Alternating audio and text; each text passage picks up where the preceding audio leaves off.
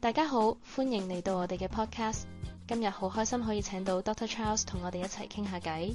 其實近年我身邊好多朋友，甚至係我自己，都會諗起一個好現實，但又好似好遙遠嘅問題。如果我哋選擇唔生小朋友，我哋嘅長遠規劃應該係點樣嘅呢？ Dr. Charles， 好多謝你今日抽時間同我哋分享你嘅睇法。唔好客氣 Kathy， 其實呢個話題真係好值得我哋坐低慢慢傾。根據明報之前嘅一啲專題報導啦，香港嘅生育率已經跌到一個史無前例嘅低位，甚至係全球最低之一。好多人選擇癲卡 double income no kids 嘅生活方式。其實唔生仔唔代表唔規劃，相反，正正因為我哋少咗傳統嗰種養兒防老嘅 safety net， 我哋更加要好 conscious 咁去設計自己嘅人生。我哋可以從3個維度去睇 ：financial 財務、social 社交環境同埋 psychological 心理建設。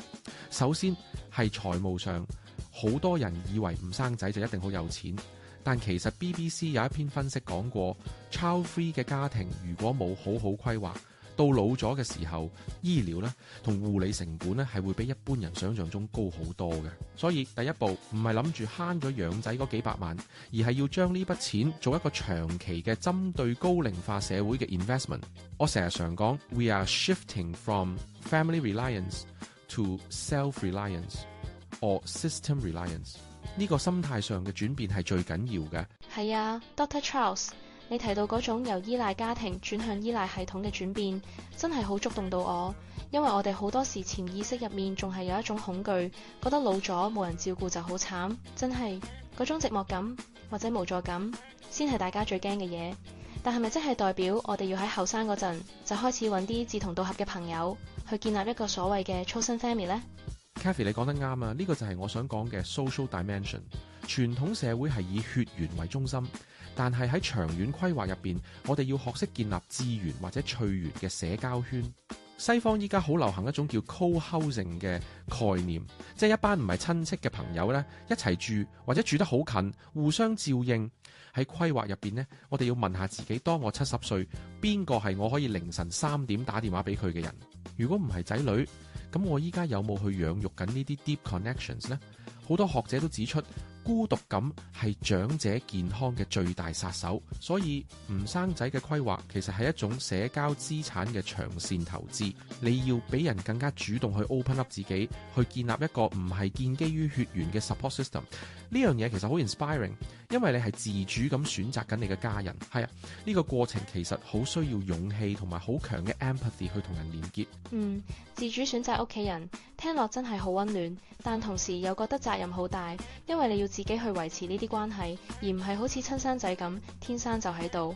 咁除咗錢同朋友，你頭先提到嘅 psychological 心理建設，係咪即係我哋要揾到一啲除咗培育下一代之外嘅生命意義呢？絕對係啊！呢個係最核心嘅部分啦。Erickson 嘅發展心理學提到，人到咗中年會有一個階段叫 generativity versus stagnation。傳統上好多人用生仔嚟達成 generativity， 即係覺得自己留咗啲嘢喺呢個世界。但對於唔生仔嘅人，我哋要揾到一種非生物性嘅傳承。係啊，你可以係透過你嘅工作、你對社區嘅貢獻、你寫嘅書，甚至係你對後輩嘅 mentorship 嚟留低一啲 legacy。長遠規劃入邊，你要好清楚自己嘅 legacy 係乜。如果冇咗仔女呢個 default 目標呢，人生下半場嘅 meaning making 呢，就全靠你自己。我見過好多癲一族，佢哋老咗之後活得好精彩，係因為佢哋將原本要俾仔女嘅愛同精力轉移咗去推動一啲社會變革或者係 personal growth。呢種 inspiration 呢係好強大嘅，因為你唔係為咗生存而生存，而係為咗你相信嘅 value 而生存。所以我會建議長遠規劃一定要包含一個自我實現嘅 roadmap。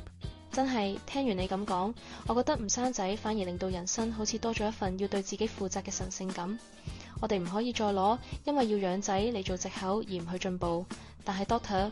Charles， 如果講到最實際嘅醫療安排，或者係萬一失智、行動不便嘅安排，呢啲好 technical 嘅規劃，係咪都應該要趁早做呢？呢個係避唔開嘅課題。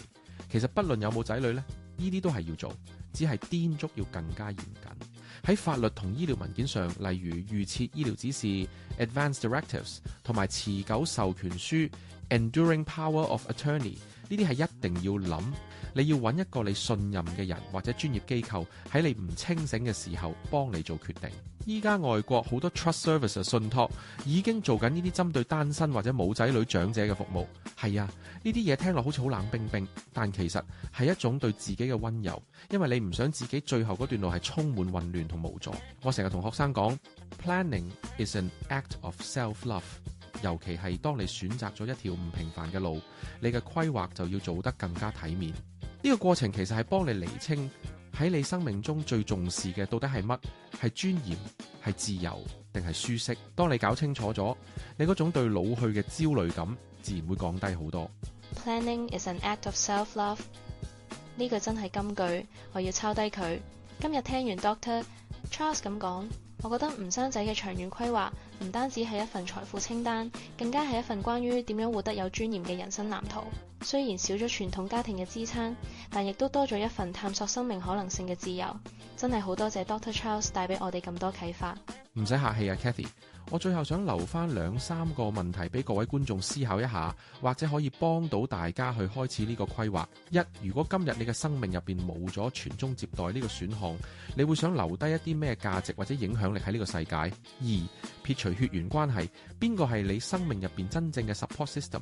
你有冇花足夠嘅時間去經營呢啲關係？三，你有冇想象過80歲嘅自己喺一個點樣嘅環境度生活？而嗰個環境係由依家嘅你點樣去創造出嚟嘅？希望呢幾個問題可以幫到大家，祝大家無論生唔生仔都可以揾到一份屬於自己嘅平安。好深刻嘅問題，大家真係要靜落嚟好好諗下。多謝 Dr. Charles， 今日嘅分享就到呢度，大家記得 like 同 subscribe 我哋嘅 channel， 下一集查找智慧，再見。